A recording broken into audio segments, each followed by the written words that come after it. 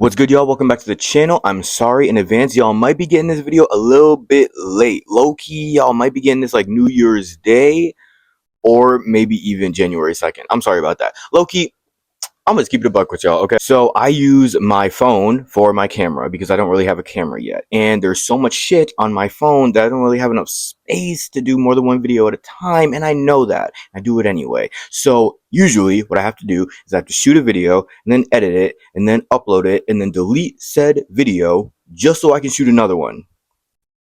My dumbass this week decided to shoot like 3 videos at once, thinking that wouldn't happen because I had enough space. I didn't, and pretty much 3 of the videos got corrupted and I had to reshoot them all over again, and it really fucked up the flow for list week. So I'm sorry about that, and I really appreciate your patience this week and appreciate you coming to this video late. The top 10 best movies of 2025. We're gonna get into it, but before we do, I hope you're smoking along with me, staying high with me, staying hydrated with me. Today we're smoking on some Gas Face, and if you want to know all about that, I'm actually going to be releasing a strain review on that in a couple days, so you can check that out. Make sure you subscribe and hit the bell so you don't miss that. Otherwise, if you're smoking along with me, now's your chance. Let's hit this, and then let's get into the top 10 best movies of last year.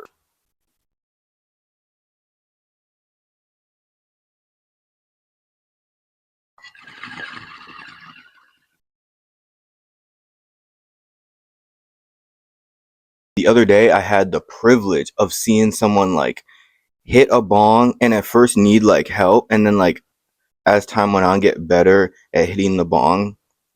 It was so cool to see. Anyway, we're gonna get into these movies. How about that? At number 10 we have Wolfman, and I know.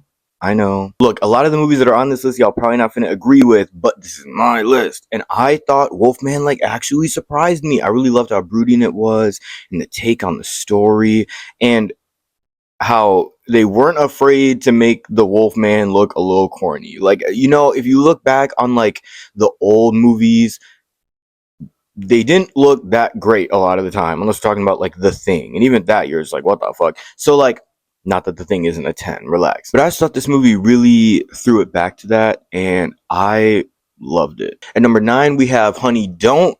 If you're gay, you know why this is on here, but oh my god, bro, Aubrey Plaza and Margaret Qualley in the same movie, and it's good and it's gay. Say less, bruh. At number 8 we have Weapons. I had the privilege to see this in theaters and it was awesome. Also, what's her face is in 2 movies on this list. Crazy. She was kind of on a tear this year. Whatever. This was such a great movie. Like, oh my god, it wasn't really that scary, but it was such a great thriller. Really reminded me of other films that I like, and I just as soon as it dropped on streaming, I watched it again just to get that refresh in my head. And oh my god, the storytelling, I love the non-linear storytelling, like with other people's perspective. That's fantastic. I pretty much liked everything about this movie. At number 7 we have Superman. If I'm sorry, I know this is a woke list, I apologize, but I just, oh god, I loved this Superman. When, like, down to the colors and the acting and the subject matter. And you know, he said that it wasn't meant to like parallel anything happening in the world right now. Stop the cap, bro. Just stand on your shit, bro. Like, what? But this is my favorite Superman, and I loved watching the first 3 Superman movies when I was a kid on my portable DVD player when we would go on like family trips. Watching this reminded me of that, and I will forever love this movie for giving me that feeling again. At number 6 we have 28 Years Later. I know a lot of people didn't really vibe with low-key the whole aesthetic of this film and a lot of the like directorial choices that were made and some of the cinematography. I know it didn't stick with a lot of people. However, my weird ass loved that shit. This is probably my favorite besides the first one, just because the first one has that nostalgia factor, but this one has like everything else I could possibly love. I'm intrigued to see what happens in, I believe it's a new movie. It might be a TV show, but I think it's a new movie. I'm very intrigued to see where the story goes from here. I'll just say that. At number 5, we have Final Destination Bloodlines. This one scared me. Not like actually, but like the release of this movie scared me because I was like, please don't fuck this up. How hard is it? You know what I mean? Like, how hard is it really to fuck up a Final Destination movie? They have. They have, but I was like, man, please, like you got all the fries are in the bag right now. That analogy doesn't really make sense, but like everything about this just lined up, and I thought it was executed perfectly. I was thrown off. The kills were good. The acting was okay, not too terrible, not too cringy. The dialogue, again, not too terrible, not too cringy. And I just thought for what it was a really good Final Destination movie. Definitely better than the last two that we've gotten, that's for sure. At number 4, we have Bring Her Back, and this is no surprise if you know me. Talk to Me is one of my favorite movies ever. Like, I love that fucking movie. So, seeing that they were making, obviously not a sequel to that one yet, but another movie. This one is low key even better than Talk to Me, and I still like Talk to Me a little bit more, but I think this one is better than Talk to Me. The storytelling is fantastic. Oh my fucking god, the cinematography, the camera work, just like the way they use darkness in this film is so beautiful, and like the way they use symmetry and aesthetics and just like, oh my god, like everything is so pretty in this movie, and that's probably not something that you hear a lot of people say in regards to Bring Her Back, but like this movie is just so, it's just shot so beautifully, and the story is amazing. I love the story. It's not anything like new or anything, but I love the story. I can't wait to see what they do next. I'm so excited for Talk to Me. I really hope that's not the title, Loki. At number 3, we have Mickey 17. I've been on a Robert Pattinson kick, man, and he's been on a fucking tear lately. Oh my god.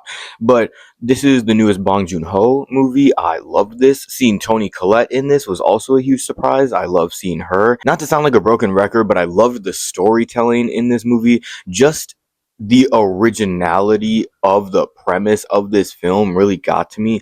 I also loved seeing Robert Pattinson play alongside himself. That was really weird, but I think it worked out really well, kind of like a Parent Trap type situation.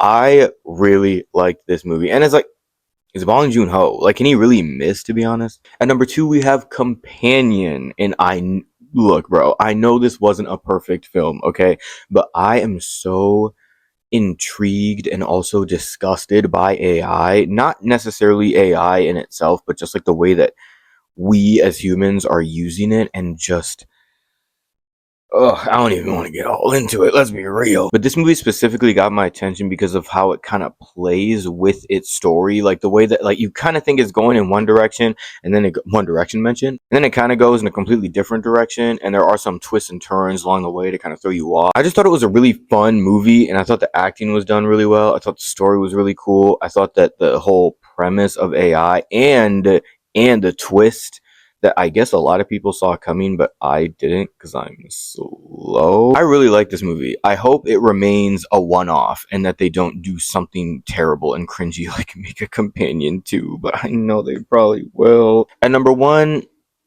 you know this, bro. You know this. Like, if you know me, you know this. At number 1, we have One Battle After Another.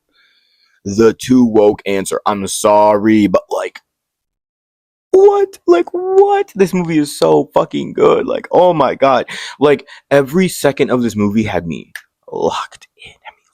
And oh man, the acting and everything about it. It was so great. I love Paul Thomas Anderson. And this is, okay, recency bias. Recency bias. Do not quote me on this, but this is like my favorite.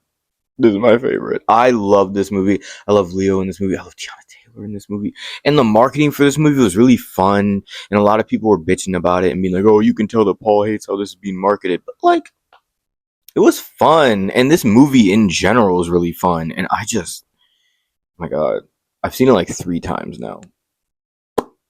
But it's so good. And I can't get enough of it. And that is why it ended up at my number 1 spot. So that's it. That is my top 10 best movies of 2025. Make sure you let me know in the comments what your favorite movies of 2025 were. And like and subscribe and hit the bell so you don't miss anything if you want to do any of those things. Otherwise, other than that, I will see you guys in the next one. I'll see you guys next year. You're probably getting this next year. So happy 2026, y'all. Let's go. Anyway, I'll see you guys in the next one. I love you. Fuck off. Keep you on my head like a government chip. I walk the mile, but I run this.